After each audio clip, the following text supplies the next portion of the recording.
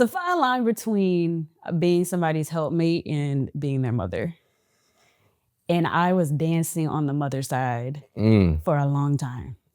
So, and it's not to bash men or anything like that. It was just like, I had to look inward and be like, girl, you doing too much. Yeah. You're doing too much. Yeah. And so a lot of times, like, yeah, I may have felt like I was in love or infatuated, but I was also exhausted.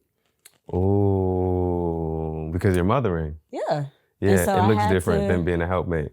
Very, very different. Yeah. It wasn't like you're not complimenting each other. Right. And of course, like, you can have periods where one person may be down bad. Yeah, that unemployment. happens. That's different though. Versus, but those shouldn't be prolonged. Potatoes. Yeah. There's a difference between being a helpmate and being a mother, right? Like when you come into a relationship and you're mothering a man, that looks like you're trying to pull him into things that he's not walking into. Wow. You get what I'm saying? Yeah. Right? So like with me and Naima doesn't have to tell me, yo, go to Atlanta and record 5 podcast episodes. Like, I'm setting all of that stuff up. The way Naima is my helpmate is, yo, babe, I know you got 2 episodes today, so, I'm just wishing you the best. I'm praying for you, blah, blah, blah. I know you're gonna kill it. That's being a helpmate. The way she would be my mother in that scenario is, yo, babe, make sure you go and do this. And I also set this thing up for you, and I paid for this and that, and this person's gonna be there. This person up for you. No, you're mothering at that point. You're trying to pull me into something that I haven't walked into. And so I think it's very important to understand the difference between those two things. And I wanted to explain it that way so people are not sitting there like, well, aren't you supposed to support the person you're with? Yes, you are. Absolutely. But to a degree, right? To a degree. And you also have to understand your capacity. Everybody's capacity looks different. So if that's what your limits are, then that's absolutely fine. There's nothing wrong with that. There's so many great men that I've dated that just weren't on the same page as me. What do you mean by that? So I was treated well, respected, all these good things, but I was always upfront about the fact that, not really on a timeline, but I knew that I wanted to be married, have children, that kind of thing. Right. Not everybody wants that. Some people aren't even thinking about marriage, and that was kind of scary for me. Because I'm like, okay, how long am I going to be somebody's girlfriend? Or how long am I going to just date you with no titles and stuff like that? Because that does matter to me. It doesn't matter to everybody. It mattered to Simone. Right. So I'm like, no, I would like to transition into being somebody's girlfriend within this time frame. And then, I would like to get engaged and get married. Right. So I had to stop dating dudes that didn't want the same thing. Do that. That's so interesting to me.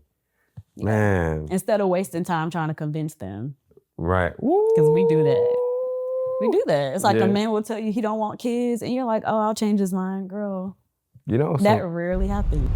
Stop getting in relationships with people based on their potential. Like, it's just not like, I understand everybody has room to grow and there's things that you can see for them. But if they don't see that stuff for themselves, you're pulling them into something that they're not walking into. You know what I'm saying? That is so good. And that's when you guys are gonna be in friction, right? You're going to be in friction because you have a different vision for them than they have for themselves. Yes. And there's gonna be a different vision as a result for the relationship than they have for the relationship. You guys are gonna always be in friction. It's just not gonna work. So if this is a woman that has a man, release that man to whoever his wife is or husband or whatever the case may be, right? If this is a man that has a woman, release that woman, because it's just not gonna work out with you guys being in friction with each other over the things that you see that they don't necessarily see for themselves or the relationship.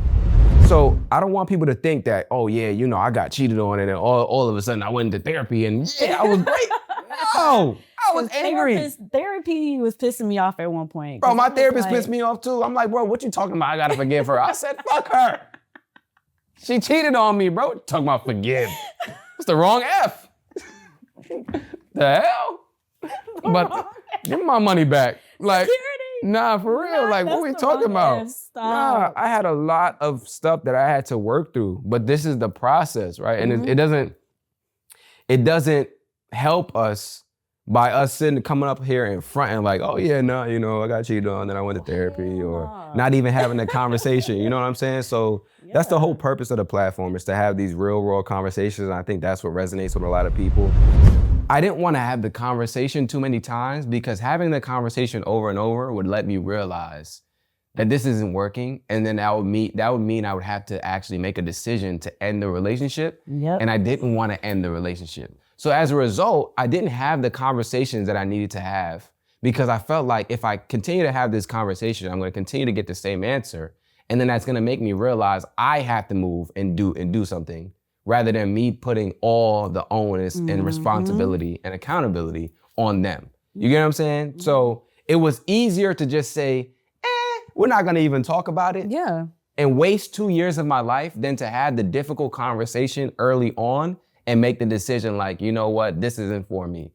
And there's so many people, both men and women, that get into a relationship and they know this thing isn't necessarily for me. But I'm not gonna have that conversation because damn, I love where I'm at right now. And it feels good. I'm comfortable where I'm at right now. So I don't wanna have the uncomfortable conversation about the future planning, about marriage, about kids, about where we're going, because that's just gonna ruin the la la land that I've been in. Right. Yeah, the fantasy. Right. I had to stop seeking validation from people on social media. Because I used to put stuff out and I used to be like, oh, I hope they like this, man. I really hope they like this viewpoint, because I'm really trying to help these brothers out.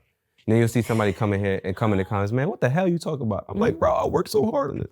Because I'm seeking validation from this dude, like, why? I don't even know this guy. You know what I'm saying? But it was because I wasn't secure in myself. That was another level of security that I had to get to. So once I got to a certain level of security, I'm like, okay, cool. I can put my thoughts out on social media.